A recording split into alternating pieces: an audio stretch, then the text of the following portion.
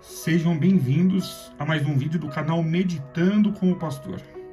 Hoje nós vamos fazer aqui uma introdução à primeira carta da Epístola de Pedro, livro que nós vamos estudar nesses próximos dias de forma mais detalhada. Antes, porém, eu quero pedir a você para que deixe o seu joinha nesse vídeo, também para que você se inscreva no canal caso não seja inscrito ainda, ative o sininho caso ele não esteja ativado e, por favor, nos ajude divulgando a palavra de Deus. Hoje nós vamos falar um pouquinho sobre essa carta e vamos comentar um pouco também sobre como foi que Pedro se tornou um mártir em nome do reino de Deus.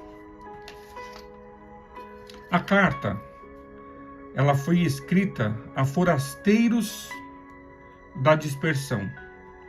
Tais pessoas eram crentes, que como o antigo Israel haviam sido espalhados pelo mundo. Embora os leitores originais da carta fossem predominantemente gentios em origem ao invés de judeus, a sua situação era de provação e sofrimento.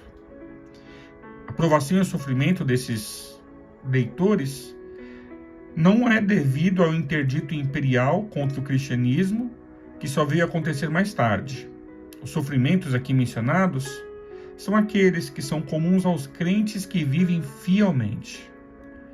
Sempre que alguém se dispõe a viver fielmente numa sociedade pagã e hostil, não tem como provação e sofrimento não fazer parte dessa história. Os leitores são encorajados a se regozijarem em tais provações e viverem acima delas.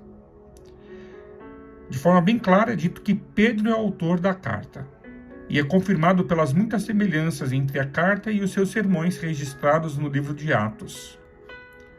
O mesmo Silas, também chamado de Silvano, que acompanhou Paulo na sua segunda viagem missionária, ele serviu de amanuense, ou seja, secretário. 1 Pedro 5,12 fala isto. O local de onde ele escreveu, o próprio Pedro fala que foi de Babilônia. Sabemos que não foi Babilônia literal, porque Babilônia não existia mais neste momento. Mas ele se refere a Roma. Esse símbolo, esse nome simbólico, também é usado por muitos outros escritores que desejavam evitar problemas com as autoridades romanas. Sabemos que Pedro esteve em Roma durante a última década de sua vida e escreveu essa epístola por volta do ano 63 depois de Cristo, pouco antes que a perseguição promovida por Nero irrompesse no ano 64. Pedro foi martirizado por volta do ano 67.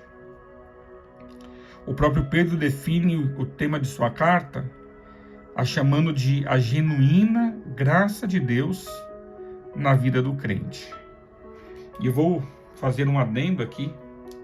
Essa genuína graça de Deus na vida do crente é dar a ele ou capacitá-lo para que ele consiga viver uma vida feliz, mesmo num ambiente onde provação e sofrimento são uma constância.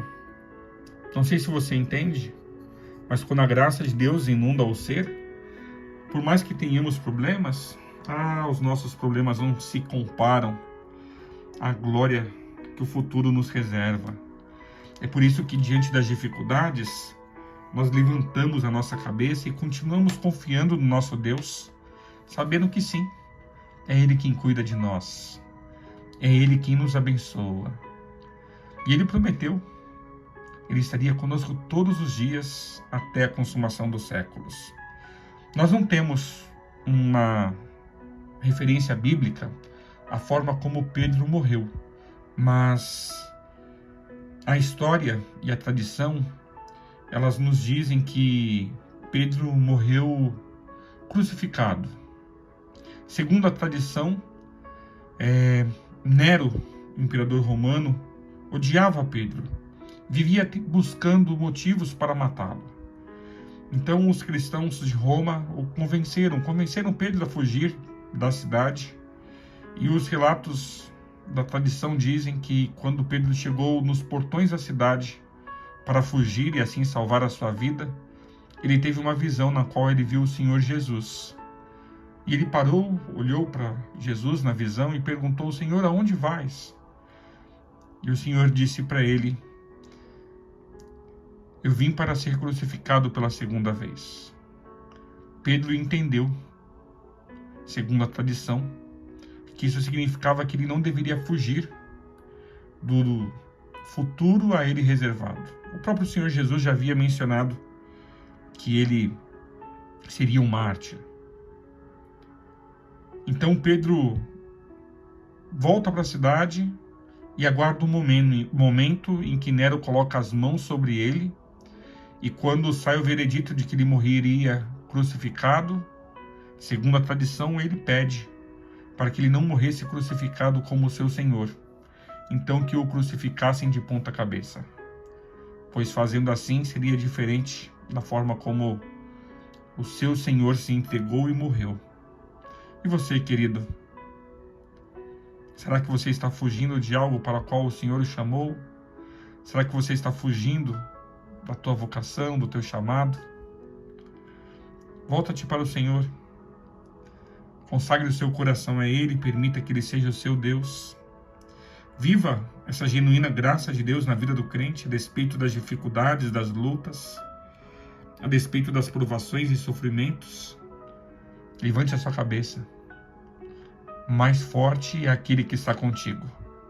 E daqui a pouco mais ele vai voltar e colocar um ponto final em toda a história de dor e sofrimento. Deus abençoe a sua vida. Me permite orar com você? Maravilhoso Deus, nas tuas mãos eu entrego a minha vida e a vida do meu amigo que participa deste momento de meditação comigo. Por favor, Senhor, derrama a tua bênção sobre nossas vidas. Conduza os nossos passos. Guia-nos na tua vontade e ensina-nos a cada dia o teu querer, a tua vontade na tua palavra.